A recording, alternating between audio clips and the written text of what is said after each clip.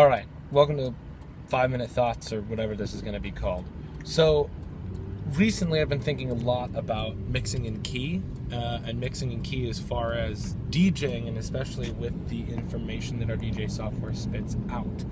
It's come up in recent conversations that mixing in key is not something that a lot of people understand. It's not something that a lot of DJs can really understand, and people have been asking me, well, what works mixing in key? And if you go through the actual mixed in key software, if you go through their manual, they give you what's called the Camelot wheel. And the Camelot wheel is actually what turns out to be the circle of fifths. And they tell you to mix around their wheel.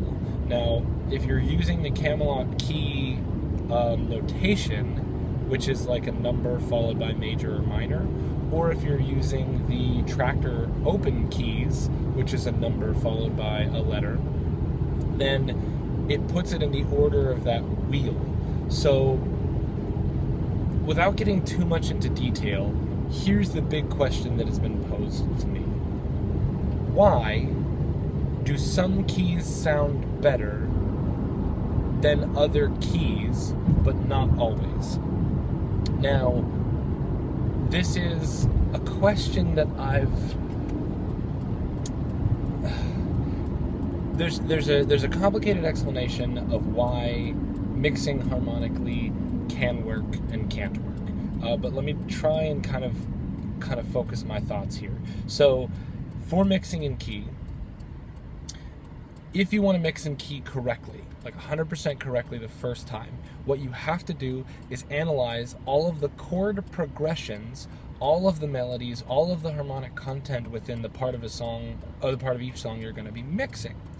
And if that isn't enough for you, or I mean, once you figure that out, then you have to look at how each of those harmonic pieces are going to play over each other, and it would end up being an incredibly complicated exercise for each mix, not only to say for every mix over the course of an entire set. So to mix harmonically, plus our DJ softwares don't tell us all that information. All they say is key. And so the reason why mixing in key works, and we've all experimented with this, when you mix within the same key, it tends to work because everything seems to resolve to the same note. But when you transition keys, it can sound a little weird sometimes, doesn't always work perfectly, and figuring out which key to transition to can be a little strange.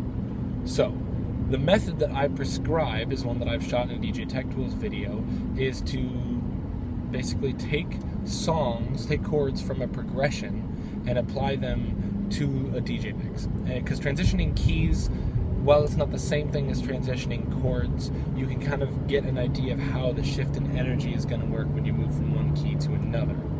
But the question that was posed, and what I want to answer, is why does this work? Because you're still moving from one key to a completely different key.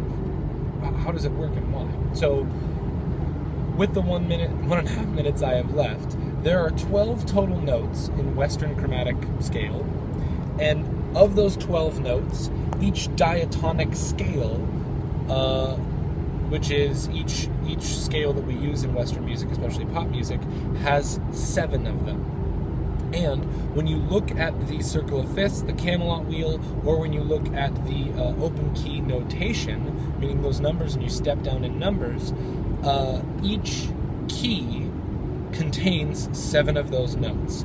And when you move one slot to the right, you take one of those notes and shift it by a half step. And when you move to the left, you take one of those notes and shift it by a half step one direction, just by one of those notes. So that means that if you start in one place on the Camelot wheel, you move to the right, then the scale to the right of that is only one note different than the one you started at, and same thing to the left. And if you go 2 to the right, it's only 2 different, right? So mixing in key, the closer you are to the root key, or the key